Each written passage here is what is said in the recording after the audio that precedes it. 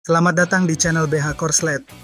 Jangan lupa subscribe agar channel ini bisa berkembang ke depannya. Dan jangan lupa tinggalkan jejak Anda di kolom komentar.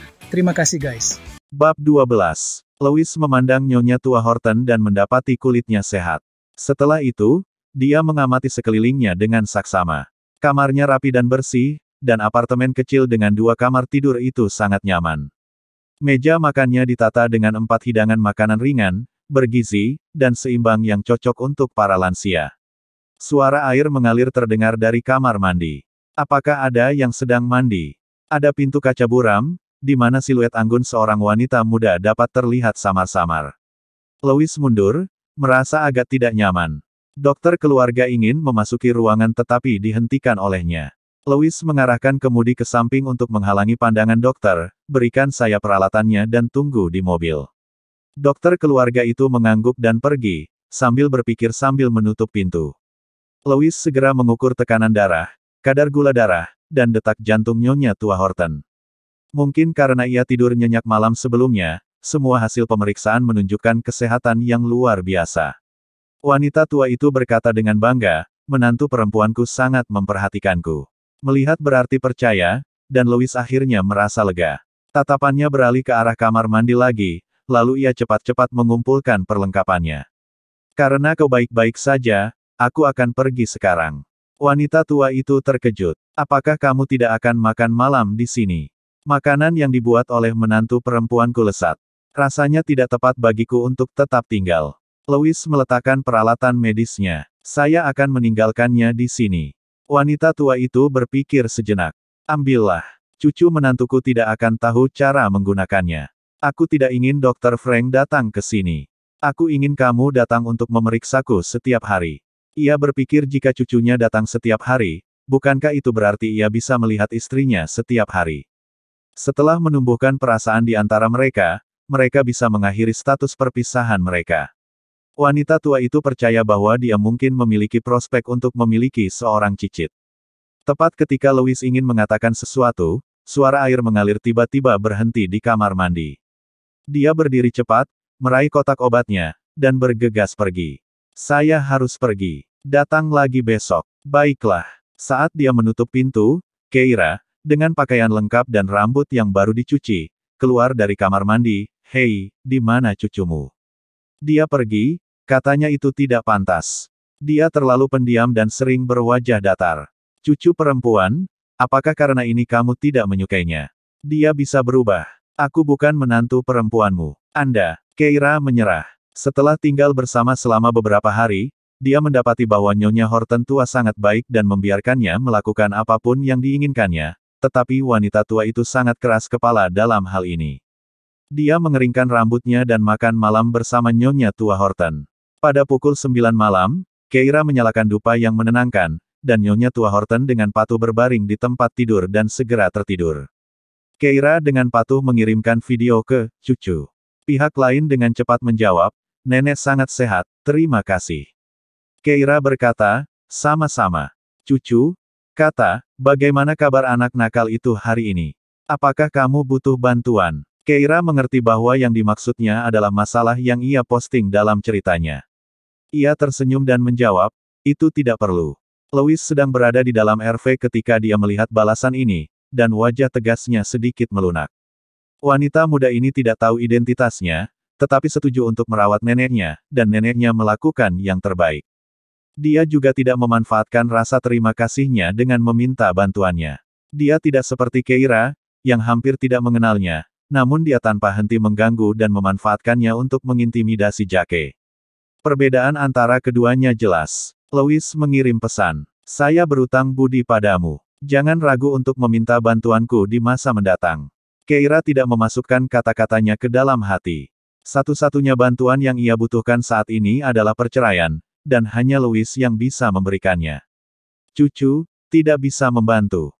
Pagi berikutnya, Keira membawa wanita tua itu ke pusat perbelanjaan mewah terbesar di Oceanion untuk berbelanja pakaian. Cucu perempuan tua itu murah hati, dan dia jelas berasal dari keluarga kaya. Keira tidak bisa membiarkan cucunya merasa diperlakukan tidak adil. Seperti dugaannya, begitu dia memasuki toko itu, wanita tua itu tampak sangat mengenalnya. Nyonya Horton tua menyukai pakaian dari merek tertentu, dan manajer merek akan mengirimkan gaya pakaian terbaru kepadanya setiap kuartal sehingga ia dapat menentukan pilihannya terlebih dahulu. Itu adalah pertama kalinya dia berbelanja di toko itu, dan dia mendapati pengalaman itu sangat baru. Tidak terlalu jauh. Isla bersandar di lengan Taylor dan berkata dengan penuh kasih sayang, "Ayah, ayah sangat sibuk. Ayah tidak perlu mengajakku berbelanja." Taylor tersenyum penuh pengertian. "Malam ini adalah pertama kalinya kau mengunjungi keluarga Horton. Hadiah untuk para tetua tidak boleh diabaikan, terutama wanita tua itu." Isla bertanya, nenek itu dikatakan berusia 87 tahun. Mengapa keluarga Horton sangat menghargainya? Taylor merendahkan suaranya. Cabang pertama keluarga Horton dan Louis selalu bersaing secara diam-diam untuk menguasai keluarga. Nyonya Horton tua memiliki 20% saham. Jika kau bisa memenangkan hatinya, posisimu dalam keluarga Horton akan aman. Isla langsung bertanya, apakah wanita tua itu punya preferensi? Taylor teringat wanita tua yang pernah dilihatnya dari kejauhan 2 tahun lalu dan berkata, dia menderita demensia dan sedikit murung, tetapi dia menyukai pakaian Hermes. Kamu bisa mencoba menyenangkannya dalam hal itu. Bahkan jika kamu tidak bisa membuatnya menyukaimu, jangan pernah biarkan dia tidak menyukaimu. Isla langsung mengangguk. Mereka berdua memasuki Hermes. Taylor duduk di sofa, sementara Isla memulai pesta belanjanya. Ketika dia tiba di ruang ganti, dia melihat Keira dan seorang wanita tua. Nenek itu keluar dari kamar ganti, "Cucu menantu, apa pendapatmu tentang ini?" Cucu menantu. Apakah wanita tua ini nenek dari suaminya yang berandal? Isla mencibir, melihat Keira menggelengkan kepalanya. Nyonya Horton tua mencoba yang lain, tetapi Keira menggelengkan kepalanya lagi. Nyonya Horton tua mendesah, mengapa pakaiannya tidak terlihat bagus? Ekspresi jijik tampak di wajah Isla. Tidak bagus. Jelas mereka tidak mampu membelinya. Dia berjalan mendekat. Keira, kebetulan sekali. Apakah ini nenek suamimu? Wajah Keira menjadi gelap, dan dia mengabaikan Isla. Isla menatap wanita tua itu lagi. "Halo, Nek. Apa Nek belum pernah membeli pakaian dari merek ini sebelumnya? Setiap potong pakaian di sini sangat mahal dan membutuhkan tingkat gaya tertentu. Tidak cocok untuk orang biasa." Nyonya Horton tua itu marah dan memegang dadanya, "Apakah kamu mengatakan aku tidak bergaya? Bagaimana kamu bisa bersikap tidak sopan?" Keira segera memegang tangan Nyonya tua Horton, takut kalau dia marah. Isla melanjutkan, "Keira, nenekmu lebih cocok untuk pasar grosir, lebih hemat biaya." Nyah. Keira berbicara dengan tajam. Keributan di sini menarik perhatian Taylor. Dia berjalan mendekat. Apa yang terjadi? Isla berperan sebagai korban. Ayah, Keira, dan nenek suaminya mencoba banyak pakaian tanpa membelinya, jadi saya memberikan sedikit saran. Memahami apa maksudnya, Taylor mengerutkan kening pada Keira. Kemudian, dia mengenali wanita tua yang disokong Keira dan langsung terkejut. Nyonya Horton tua. Bab 13. Kulit wanita berusia hampir 90 tahun itu kendur dan kendur. Wajahnya yang dulu muda kini tak lagi terlihat. Ia berbaring dengan tangan keriputnya di dadanya, seolah-olah ia bisa mati kapan saja. Taylor mengira dia terlalu banyak berpikir. Seseorang dengan status seperti Nyonya tua Horton pasti tidak akan pernah masuk ke toko seperti ini.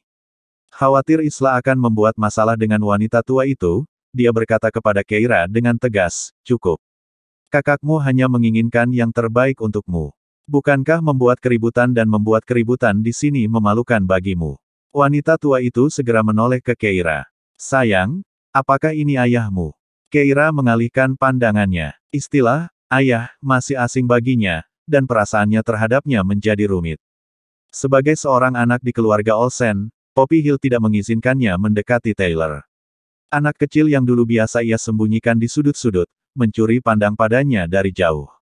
Ia memperhatikannya tersenyum pada Isla, mengayunkannya dalam pelukannya. Sosoknya yang menjulang tinggi tampak seperti dewa baginya. Jadi, selama berhari-hari dan bermalam-malam ketika Poppy memukulinya dan bahkan tidak mengizinkannya makan, ia sering melamun bahwa ayahnya akan datang menyelamatkannya dari kesengsaraan itu, sekali saja. Namun dia tidak pernah melakukannya. Dia tidak pernah menunjukkan perhatian padanya.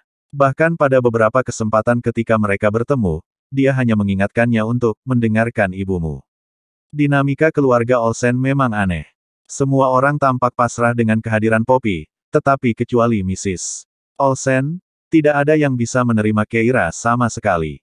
Keira tidak menanggapi wanita tua itu. Dia mengalihkan perhatiannya kembali ke beberapa gaun yang baru saja dicobanya, memilih yang terbaik dari sekumpulan gaun yang jelek, dan menyerahkannya kepada pramuniaga, siap untuk membayar dan pergi. Melihat ini, Taylor berkata, "Aku tahu kamu bangkrut. Biar aku yang bayar gaun ini. Anggap saja ini hadiah untuk ibu mertuaku." Namun Isla tiba-tiba menimpali. "Ayah, aku baru saja berkeliling toko.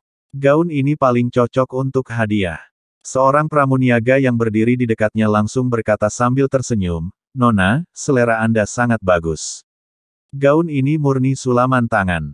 Gaun ini satu-satunya di Oceanion. Mengapa Anda tidak mempertimbangkan yang lain?" Mendengar ini, mata Taylor berbinar. "Ayo pilih yang ini." Dia menoleh ke Keira. "Gaun ini untuk adikmu. Kau bisa pilih yang lain." Mata Keira berkilat dengan emosi yang tak terungkapkan. "Mengapa harus aku? Adikmu akan mengunjungi keluarga Horton, dan ini hadiah untuk Nyonya Tua Horton. Jadi aku harus memberikannya padanya." Taylor memarahi Keira. "Tidak bisakah nenek suamimu mengenakan pakaian lain saja? Apakah dia lebih penting daripada Nyonya Horton tua?" Keira tetap teguh pada pendiriannya. "Aku akan mengambil gaun ini. Tidak bisakah kau bersikap dewasa sekali saja? Haruskah kau bersaing dengan adikmu?" Keira merasa itu menggelikan. Bagaimana bisa gaun yang pertama kali ia incar menjadi bahan pertengkarannya dengan Isla? Taylor melanjutkan, "Bagaimana dengan ini? Aku akan memberimu $30.000 untuk gaun yang harganya $1.000. Anggap saja itu sebagai bagian dari mas kawinmu." Isla menimpali dengan suara pura-pura baik hati. "Keira, kamu belum menemukan pekerjaan setelah lulus. Sebaiknya kamu segera menerima tawaran ayah. Jangan lewatkan tawaran bagus ini hanya karena kamu marah padaku." Akhirnya, Taylor mengancam Keira. "Jika kamu bersikeras membeli gaun ini, aku tidak akan membayarmu." Sesuai dengan kiprahnya sebagai pengusaha kawakan, ia menggunakan ancaman dan suap untuk membelikan Isla sebuah gaun. Dia adalah ayah yang baik. Keira tidak ingin berdebat lagi dengan mereka. Ia baru saja akan membayar gaun itu dengan kartu debitnya ketika wanita tua yang sedari tadi diam itu tiba-tiba menahan tangannya. "Sayang, aku tidak mau gaun ini. Gaun ini tidak bagus." Keira menatapnya. "Nenek, tidak ada yang cocok untukmu." Wanita tua itu keras kepala. "Baiklah, kalau begitu, aku tidak mau satu pun dari mereka. Dia sudah membeli semua pakaian yang cocok untuk musim ini. Yang tersisa di toko hanyalah pakaian yang tidak diinginkannya. Bagaimana mungkin ada yang bagus? Juga, menurut percakapan mereka, apakah saudara perempuan cucu perempuannya berencana untuk memberikan gaun ini kepada Nyonya Tua Horton?" Nyonya Horton tua, kedengarannya familiar. Siapakah dia lagi? Wanita tua itu agak berkabut. Melihat hal itu, Keira tidak memaksa. Ia meyakinkan wanita tua itu. "Kalau begitu, jangan dibeli." Barulah Taylor tampak puas. "Kalau saja kau bersikap bijaksana sebelumnya, itu akan menyelamatkan kita dari semua omongan itu. Lain kali, jika kau tidak mampu, jangan pergi ke toko seperti ini. Kau tidak ingin mempermalukan keluarga Olsen jika kau ketahuan oleh kenalan." Isla tertawa meremehkan. Beberapa saat yang lalu, dia bersikap manis dan penuh gula pada wanita tua itu, sekarang dia menunjukkan warna aslinya. Dia tidak mampu membeli gaun itu sejak awal. Isla meminta karyawan toko itu mengemasi gaun itu dan kemudian menoleh ke Keira. "Terima kasih sudah mengalah padaku. Begitu aku menikah dengan keluarga Horton, aku akan membantumu dan suamimu mendapatkan pekerjaan yang bagus." Keira tidak memperdulikannya. Dia siap pergi bersama wanita tua itu. "Tunggu." Taylor mencegatnya, menawarkan cek. "Ini 30.000 yang kujanjikan padamu sebagai mas kawinmu. Ini akan membantu biaya hidupmu." Keira terkejut. "Tidak perlu. Apakah menurutmu itu terlalu sedikit? Perusahaan Olsen adalah milik Ibu Isla, dan akan diserahkan kepada Isla di masa depan. Ini adalah jumlah maksimal yang bisa kuberikan kepadamu." Taylor menyerahkan cek itu seolah-olah sedang beramal. "Dengan uang 30.000 ini, kamu dan suamimu bisa membuka warung kecil untuk mencari nafkah. Di masa depan, jalani hidup yang sederhana saja, dan jangan berharap pada hal-hal yang tidak ditakdirkan untukmu." Awalnya Keira mengira Taylor mungkin memiliki sedikit rasa cinta seorang ayah padanya, tetapi sekarang dia hanya melihat cemoohan. Apa yang tidak ditakdirkan untukku? Seperti berbelanja di pusat perbelanjaan semacam ini atau mencoba merayu Tuan Horton. Taylor memperingatkannya, jika kau membawa malapetaka bagi dirimu sendiri, jangan libatkan keluarga Olsen. Hari ini, staf toko tidak berani menyinggung wanita tua sepertimu, itu sebabnya mereka tidak mempermasalahkanmu. Namun, jika kau menyinggung Tuan Horton, itu tidak akan bisa diredakan begitu saja oleh wanita tua yang bermain keras itu. Keira akhirnya menyerah padanya. Tenang saja, aku tidak ada hubungannya dengan keluarga Olsen lagi. Dia pergi tanpa menoleh ke belakang. Saat mereka hendak pergi, wanita tua itu memegang tangan Keira.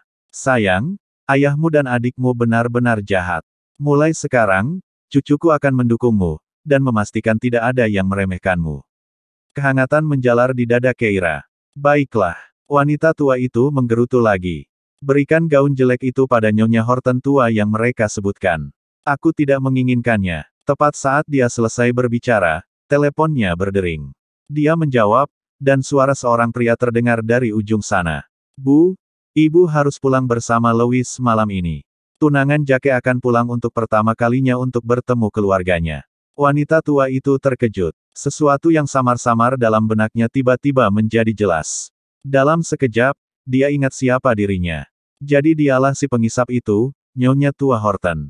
Berpikir kembali pada ejekan dan penghinaan yang baru saja dideritanya. Wanita tua itu langsung menggeram, tentu saja aku akan pulang. Ia menutup telepon dan kemudian mengirim pesan suara melalui WhatsApp kepada Louis Horton. Cucuku tersayang, aku baru saja diperlakukan dengan buruk. Kamu harus pulang malam ini dan membelaku. Setelah mengirim pesan itu, wanita tua itu menoleh ke Keira dan berbisik, sayang, akhirnya aku ingat siapa nama cucuku. Bab 14. Keira bertanya, siapa namanya? Dia cukup penasaran siapa, cucu, ini. Mengingat luasnya cakupan pekerjaannya, ada kemungkinan mereka pernah bertemu. Wanita tua itu memberi isyarat agar dia mendekat. Keira membungkuk, mendekat, lalu mendengar apa yang dikatakan wanita tua itu. Aku hanya akan memberitahumu. Kau tidak boleh memberitahu orang lain. Oke, wanita tua itu berdeham, nama panggilannya adalah Pupi si anak anjing. Keira tercengang. Wanita tua itu menjelaskan, cucu laki-laki saya lahir di tahun anjing. Berat badannya hanya sekitar 2 pon saat lahir. Dokter mengatakan dia tidak akan hidup lama, jadi saya memberinya nama ini, berharap nama itu akan memberinya keberuntungan. Mulut Keira berkedut, nyaris tak dapat menahan tawanya. Dari perkataan wanita tua itu, jelaslah bahwa cucunya setidaknya adalah seorang CEO sebuah perusahaan. Apakah bawahannya tahu bahwa dia dipanggil Pupi si anak anjing? Tepat saat dia hendak menanyakan nama aslinya, wanita tua itu mulai berbicara lagi, cucu menantu, pakaian di sini tidak bagus. Maukah kamu menemaniku pulang untuk mengambil beberapa lagi malam ini? Keira baru saja mendengar pesan suara wanita tua itu kepada cucu, jadi dia tahu dia juga pasti sudah pulang. Karena mereka sudah sepakat untuk bertemu, dia tidak menolak. Baiklah. Setelah menemukan tempat yang bagus untuk makan siang, Keira berencana untuk mengirim wanita tua itu pulang untuk beristirahat dan kemudian pergi menemui Louis Horton. Namun wanita tua itu berkata, saya sama sekali tidak lelah. Saya akan pergi bekerja denganmu. Saat kamu selesai bekerja, kamu bisa pulang bersamaku. Dia tampaknya takut Keira akan menyesalinya dan tidak pulang bersamanya. Bayi yang sangat tua, Keira menyetujuinya sambil mengundurkan diri. Mereka tiba di lokasi acara donasi amal yang diselenggarakan oleh pemerintah.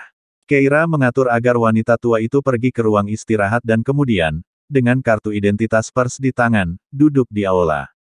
Hari ini, Louis Horton akan mewakili Horton Group dalam memberikan donasi. Dia duduk tepat di tengah barisan depan dalam posisi sempurna agar dapat dilihat olehnya.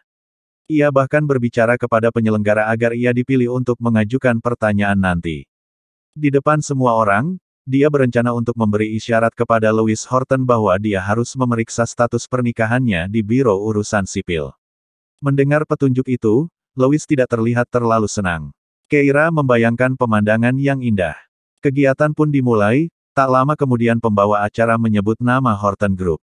Keira bersemangat dan sedang menunggu Louis Horton, tetapi dia melihat Tom Davis di atas panggung. Tom menatap Keira dengan penuh arti, maaf, Tapi Tuan Horton punya urusan lain hari ini. Namun, sumbangan dari Horton Group harus tetap dikirimkan sesuai rencana. Senyum Keira membeku di wajahnya. Dia mengeluarkan ponselnya dan melihat pesan yang dikirim Samuel 5 menit yang lalu. Bos, semua jadwal Lewis Horton baru-baru ini telah diubah sementara.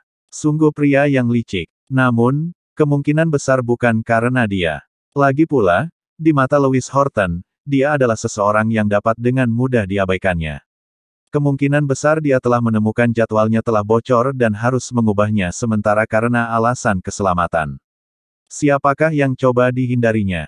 Keira melanjutkan wawancaranya. Akhirnya, ia menyerahkan perlengkapan dan materi wawancara kepada seorang rekannya dari surat kabar yang sama dan membiarkan mereka pergi terlebih dahulu. Dia pergi ke kamar kecil untuk menjemput wanita tua itu dan kemudian pergi ke pabrik pembuatan mobil. Ini adalah cabang dari grup Horton. Sementara Lewis dapat membatalkan sisa jadwalnya, inspeksi pabrik akar rumput semacam ini telah dipersiapkan oleh pabrik, jadi dia tidak dapat mengubahnya begitu saja. Itu akan tidak menghormati banyak pekerja. Benar saja, setelah Keira dan wanita tua itu menunggu beberapa saat di kedai kopi di luar pabrik, mereka melihat sebuah mobil Bentley hitam melaju ke gerbang pabrik. Keira meminta staf kedai kopi untuk menjaga wanita tua itu sementara dia berjalan ke pabrik. Dia menunjukkan kartu identitas pekerja sementaranya ke pos jaga. Penjaga gerbang itu meliriknya lalu berkata, "Maaf, tapi Tuan Davis memerintahkan agar selama pemeriksaan Tuan Horton, semua pengantar barang, pekerja pemeliharaan, serta pekerja magang dan karyawan sementara, tidak diizinkan masuk." Keira tahu akan seperti ini. Tom benar-benar berusaha keras untuk menghentikannya menemui Lewis Horton. Keira menyeringai, lalu menyerahkan lencana kerja lainnya. Melihatnya, penjaga gerbang langsung berdiri tegak dan menatapnya dengan kagum. "Silakan masuk." Keira mengambil kembali lencana kerjanya dan dengan santai masuk ke gerbang. Dia segera menemukan Lewis Horton. Pria itu sedang memeriksa bengkel di bawah arahan kepala pabrik. Semua pekerja berada di luar pintu, dan pintu masuk dijaga oleh pengawal, sehingga mustahil untuk masuk. Keira hanya bisa memandangnya melalui jendela kaca dari kejauhan. Pria itu mengenakan setelan jas, wajah tampannya dan sikapnya yang mewah sangat kontras dengan mesin gelap dan dingin di sekelilingnya, menciptakan pesta visual. Ia mendengarkan dengan saksama perkataan kepala pabrik, sesekali menyela, yang membuat kepala pabrik itu terkesima. 3 hingga 5 menit kemudian, kepala pabrik itu benar-benar terkesan dengan CEO baru ini. Tiba-tiba lelaki itu seperti merasakan sesuatu, perlahan-lahan ia menoleh dan menatap Keira. Keira melambai padanya, tetapi Lewis Horton mengerutkan kening dan mengalihkan pandangan. Pada saat ini, Tom melangkah maju dan menurunkan semua tirai, menghalangi semua pandangan. Keira terdiam. Sekali lagi, dia dikawal keluar pabrik oleh para pengawal, dan Tom memarahi penjaga gerbang di gerbang. "Bukankah sudah kukatakan bahwa pekerja magang dan pekerja sementara tidak diizinkan masuk?" Penjaga gerbang itu tergagap, tapi dia bukan pekerja sementara biasa, dia. Tom mencibir dan menyela penjaga gerbang, dia memang luar biasa. Lagi pula, bagaimana orang biasa bisa memegang begitu banyak pekerjaan? Tom sangat kesal. Ia berkata dengan marah kepada Keira, "Nona Olsen, bos kami tidak ingin merendahkan diri seperti Anda sebelumnya, tetapi Anda tidak mau mengerti maksudnya. Anda telah mengganggunya berulang kali. Jika Anda berani muncul di hadapannya lagi, kami akan melaporkan Anda atas tuduhan pelecehan." Keira mendesah, "Jika kau tidak ingin aku terus mengganggumu, pergilah saja ke Biro Catatan Sipil dan periksa apakah Tuan Horton dan aku sudah menikah. Kenapa kau tidak percaya padaku?" Tom mencibir, "Di negara kita, semua formalitas harus diselesaikan untuk mendapatkan surat nikah, dan tidak mungkin surat nikah akan diterbitkan jika pihak-pihak yang terlibat tidak hadir. Kebohonganmu tidak masuk akal dan menggelikan. Hanya orang bodoh yang akan percaya omong kosong seperti itu." Petik 2. Keira sekarang tahu bahwa argumen ini sia-sia. Dia mengangkat bahu dan berkata dengan tak berdaya, "Kalau begitu, kurasa aku harus terus mengganggumu." Tom mencibir, "Apa kau benar-benar berpikir kau bisa menemui bos kami kapanpun kau mau? Jika kau menemuinya lagi, itu berarti aku telah gagal sebagai asisten. Jika itu terjadi, aku akan makan kotoran secara langsung di siaran." Keira tidak mengatakan apa-apa lagi dan berbalik untuk pergi. Tampaknya besok dia benar-benar harus mengambil tindakan drastis. Setelah menjemput nenek itu, Keira mengirim pesan WhatsApp ke cucu. Nenek mau pulang untuk mengambil baju. Di mana alamatmu? Cucu, segera mengirimkan lokasi. Dia mengirim pesan lagi. Aku akan segera selesai. Kamu di mana? Aku akan menjemputmu. Keira membuka lokasi itu dan terkejut saat melihatnya. Tidak, One Manor, bukankah itu kediaman keluarga Horton? Bab 15. House One Manor of Oceanion cukup melegenda. Letaknya di tengah bukit dengan seluruh komunitas tersebar di lahan seluas 3.000 hektar, dan rumah lama Horton menempati lahan lebih dari 2.000 hektar. Sisanya adalah beberapa lusin villa kecil yang tersebar di sekitar properti Horton. Itu adalah distrik terkaya yang paling terkenal di Oceanion. Keira berasumsi wanita tua itu tinggal di salah satu villa kecil itu, tidak pernah terlintas dalam pikirannya bahwa ini adalah rumah Horton. Dia membalas pesan itu. Tidak apa-apa. Kita sudah naik taksi. Wanita tua itu tampak lelah dan tertidur segera setelah dia masuk ke dalam mobil. Taksi itu melaju di jalan pegunungan yang lebar dan terawat baik sebelum memasuki House One Manor dan menurunkan mereka di lokasi yang ditentukan oleh GPS. Keira menatap gerbang hitam megah yang diukir dengan pola antik dan ragu-ragu. Nenek, apakah ini rumahmu? Wanita tua itu, yang masih setengah tertidur, tampak linglung. Cucu menantu, saya tidak ingat. Keira terdiam. Dia mengirim pesan pada cucu. Kurasa kita salah jalan. Cucu, jawabnya, tetaplah di sini. Aku akan segera ke sana. Saat mereka berkendara masuk, Keira menyadari bahwa bahkan rumah terdekat berjarak 5 menit berkendara, tidaklah bijaksana untuk berkeliling saja. Dia membantu wanita tua itu duduk di bangku batu di dekatnya. Tiba-tiba, sebuah BMW X7 berhenti di depan mereka. Isla dan Poppy keluar dari kursi belakang dan berjalan ke arah mereka. Alis Poppy berkerut karena marah, dan dia berteriak, Keira, itu benar-benar kamu. Apa yang kamu lakukan di sini? Dia datang ke sini hari ini sebagai pengasuh Isla. Dia melihat seorang wanita muda berdiri di depan rumah Horton dari jauh, tidak menyangka kalau itu adalah Keira. Isla melirik gerbang rumah Horton yang tertutup rapat. Keira, apakah kamu kembali mengganggu Tuan Horton? Mendengar itu, Poppy menegur dengan keras. Dasar jalang, kau tidak tahu acara apa ini. Pergilah sekarang. Kalau kau merusak reuni keluarga Isla, kau akan menyesal. Keira benar-benar muak dengan mereka. Namun wanita tua itu ada di sana, dan dia tidak ingin terjadi konflik, jadi dia menelan ketidaksabarannya dan mencoba menjelaskan, saya di sini untuk mengantar wanita tua itu pulang. Kami hanya mengambil jalan yang salah. Isla menjawab secara naluriah, bukankah dia nenek suamimu? Dia tidak mungkin tinggal di komunitas ini. Keira membalas dengan nada sarkastis, kenapa dia tidak bisa? Apakah keluargamu yang membangun komunitas ini?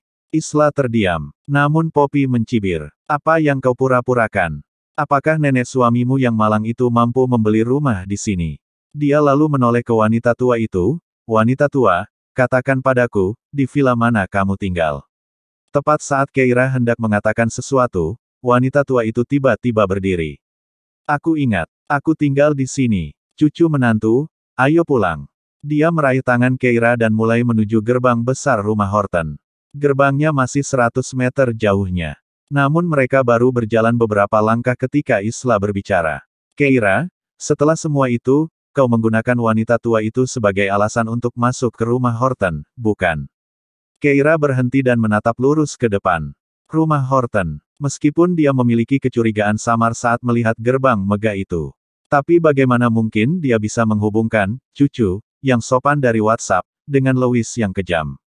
Mungkin wanita tua itu salah ingat. Tepat saat dia hendak memeriksa ulang, Poppy menerjang, mengulurkan tangan untuk meraih wanita tua itu. Dasar wanita tua tak tahu malu, beraninya kau mencoba masuk dengan alasan ini. Aku tidak akan membiarkanmu membuat kekacauan di rumah Horton. Keira terkejut. Ia berhasil melindungi wanita tua itu, dan dengan satu tangan meraih Poppy, ia mendorongnya dengan kuat, sambil berteriak, apa yang kau pikir kau lakukan? Wanita tua itu sudah tua dan lemah dan tidak tahan terhadap tindakan kasar apapun. Poppy terhuyung mundur karena dorongan kuat itu. Begitu dia mendapatkan kembali keseimbangannya, dia mengutuk Keira. Dasar wanita tak tahu terima kasih, beraninya kau menyakiti ibumu sendiri demi wanita tua ini. Aku akan menelepon polisi dan mendakwamu dengan tuduhan tidak berbakti. Keira mengabaikannya, tetapi wanita tua itu langsung membalas, menantu perempuanku tidak berbakti. Kau bohong. Poppy terkekeh. Wanita tua, kau pasti sangat ingin membiarkan menantu perempuanmu bersama pria lain, bukan? Apakah karena dia memberimu bagian? Atau apakah keluargamu memang sudah terbiasa dengan hal-hal semacam ini? Kau pasti sudah melayani banyak pria di masa mudamu, dasar wanita tua jalang. Diam. Keira berkata tanpa pikir panjang, sambil tergesa-gesa memeriksa wanita tua itu. Karena belum pernah dihina seperti ini, wanita tua itu tampak sangat terguncang. Dia memegangi dadanya, tubuhnya mulai bergetar tak terkendali, lalu dia terjatuh ke tanah. Keira segera membantunya berdiri. Nenek, ada apa? Wanita tua itu terengah-engah dan tidak dapat mengucapkan sepatah kata pun. Keira segera mengeluarkan nitrogliserin dari sakunya, tetapi setelah membuka botolnya, dia menyadari bahwa isinya kosong.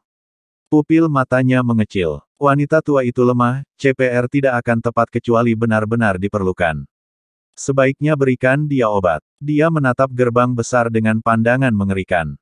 Rumah Horton pasti punya obat. Sekalipun wanita tua itu bukan bagian dari keluarga Horton, mereka adalah tetangga, dan mereka tidak akan tinggal diam dan membiarkannya mati, bukan? Sambil menggendong nenek itu dalam pelukannya, Keira menghiburnya, jangan khawatir, Nek. Aku akan mengantarmu masuk untuk mengambil obat.